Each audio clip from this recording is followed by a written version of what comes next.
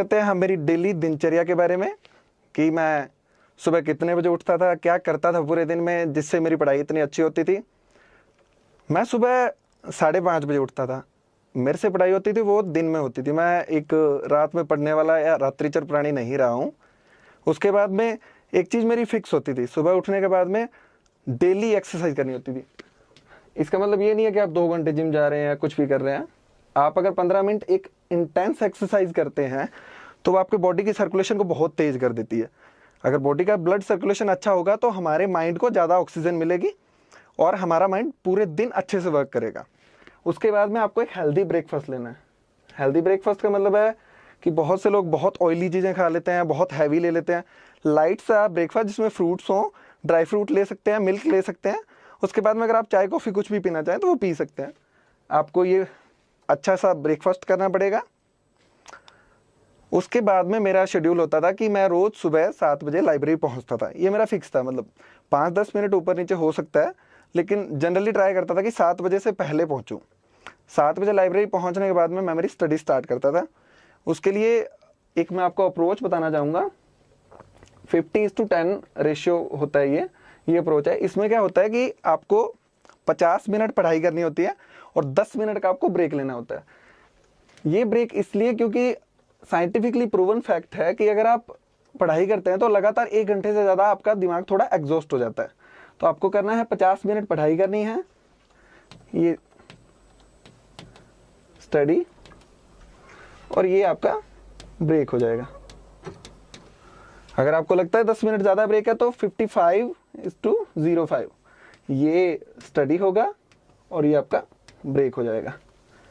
ये अप्रोच से अगर आप पढ़ाई करेंगे तो डेफिनेटली एक आप 3 घंटे लगातार पढ़ रहे हैं तो शायद आप 180 मिनट पढ़ रहे हैं, लेकिन इसमें आप 150 मिनट्स पढ़ के भी ज़्यादा चीज़ें पिक कर सकते हैं। आपके दिमाग का IQ ज़्यादा रहेगा, आपका दिमाग ज़्यादा पिक करेगा चीज़ों को। उसके बाद में मेरा क्या होता था कि जैसे 7 बजे से लेकर 10 बजे तक पढ़ता था मैं।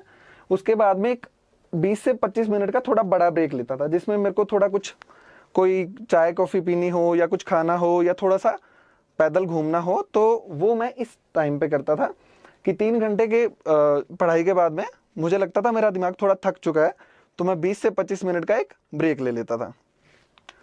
उसके बाद में फिर वापस मेरा शुरुआत होती थी 10:30 के आसपास और मैं 12:30 से 1 बजे तक पढ़ता था, अकॉर्डिंग टू मतलब मेरे माइंड के हिसाब से। इस टाइम पे मैं लंच करता था। लंच में जनरली मैं ट्राई करता था कि थोड़ा वेजिटेबल्स लूँ और थोड़ा सा लाइट लंच, इतना हैवी नहीं कि उसके बाद में मैं सो ही रहा हूँ 2-3 घंटे तक। थोड़ा लाइट लंच और वेजिटेबल्स, ये चीज़ें मस्ट है। और लंच करने के बाद में ये तो फिक्स था, लंच के बाद में मैं 45 से 1 मिनट के लिए रेस्ट करता ही करता था। ऐसा नहीं है कि लंच करने के इंस्टेंटली सो गया, थोड़ी देर कुछ न्यूज़पेपर वगैरह पढ़ लिया, उसके बाद में 1 घंटे के लिए रेस्ट करता था, या कोई आर्टिकल देख लिया वेबसाइट पे कोई, या फिर ऑनलाइन कुछ नेट पे आर्टिकल देख लिया। उसके बाद में 1 घंटे रेस्ट करके और फिर मैं यही होता था कि मैं कॉफ़ी पीता था और लाइब्रेरी जाता था। फिर वही मेरा लाइब्रेरी जाने के बाद 50:10 का शेड्यूल, और 3 बजे से लेके 5:30 के आसपास मैं 20 से 25 मिनट का ब्रेक लेता था, और ये शेड्यूल रहता था मेरा 8 से 8:30 बजे तक, यानी 5 से 5.5 घंटे तक पढ़ाई करता था शाम को मैं, और इतनी पढ़ाई सुबह दिन में करता था। ये करके उसके बाद में मैं जाता था मेरा डिनर के लिए, और 8 से 8:30 बजे के बीच में डिनर होता था मेरा जनरली। और डिनर के बाद में यूजुअली मैं पढ़ाई करने का नहीं हूँ, लेकिन 1 घंटा थोड़ा जो दिन में पढ़ा है उसको थोड़ा रिवाइज कर लेता था, या फिर जो भी कुछ नया लग रहा है, जैसे करंट में कुछ चीज़ें पढ़नी है, कोई आर्टिकल पढ़ना है, तो वो रात को डिनर के बाद में ट्राई करता था कि वो पढ़ लूँ, या कुछ लिखने का ट्राई करता था। और उसके बाद में रात को 11:30 बजे मेरा फिक्स होता था कि मुझे सोना है।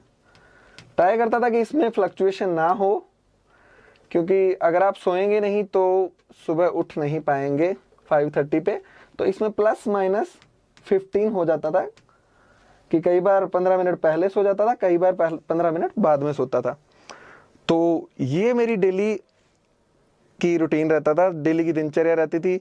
पढ़ाई कैसे करनी है, कैसे कंटेंट यूज़ किए थे मैंने, कौन कौन से रिसोर्सेज का सहारा लिया था, वो सब नेक्स्ट वीडियो में मैं बताऊंगा। तो लास्ट में नोट 2-3 चीज़ें हैं जो मैं बताना चाहता हूँ आपको। सबसे ज़रूरी चीज़ रेगुलर एक्सरसाइज। आप कुछ भी कर सकते हैं एक्सरसाइज में। आप एक कार्डियो सेशन कर सकते हैं, आप मेडिटेशन कर सकते हैं,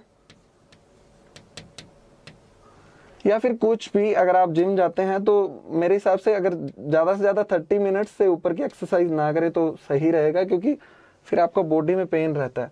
और उसके अलावा एक हेल्दी डाइट।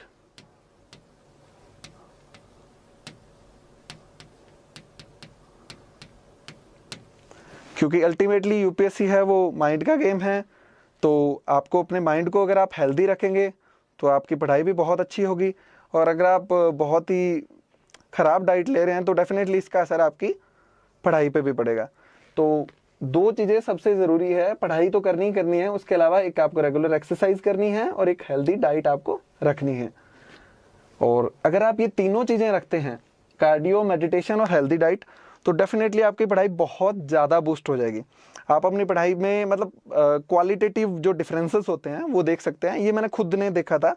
और हेल्दी डाइट के लिए अगर आपको देखना हो तो जैसे गूगल पे, इंटरनेट पे आप बहुत सारी चीज़ें देख सकते हैं। Foods that are good for brain, foods are that makes you active all day. इस टाइप से अगर आप कुछ लिखते हैं तो आपको बहुत सारे फूड मिल जाएंगे, उसमें से कुछ चूज़ कर लीजिए according to your interest, according to जो भी आपको सही लगता है वो फूड आप कर सकते हैं। बहुत ज़्यादा कॉस्टली भी नहीं होते। तो ये सब